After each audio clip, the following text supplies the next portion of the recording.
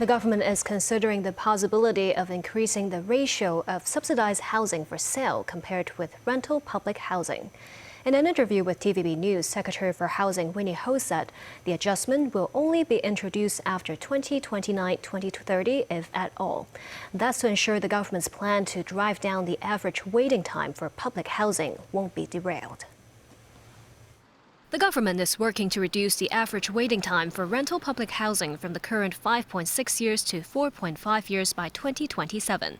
But another government housing policy could be on the way that sets sights on adjusting the ratio of rental public housing to subsidized units for sale from the current 7 to 3 by increasing the proportion of subsidized housing units for sale.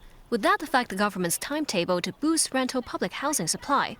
Secretary for Housing Winnie Ho told TVB News that nothing will change their goal, 4.5 years of average waiting time by 2027. The ratio definitely has an impact on the average waiting time. The queue waiting for the public housing is very long.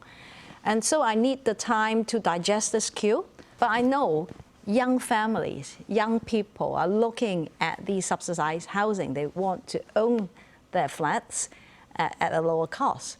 So how to balance these factors is something that we need to calculate. Ho said to minimize the impact, such ratio adjustments will likely be made in the second half of the government's 10-year public housing plan. She added when more subsidized housing for sale is up for grabs, some public housing tenants may try to move out and free up their units for others in need. Another linchpin to driving down the average waiting time is, as we know, the light public housing. How confident are you in terms of achieving that through 30,000 units? I have all the confidence in my construction professionals, our construction industry, to help me to achieve the target. This was shown by their efforts in submitting in a very good tender for the first batch of light public housing. One of the factories, they're already using robotic arms in helping them to build the models. The costs of the units are helping me to drive the cost down by almost 15%.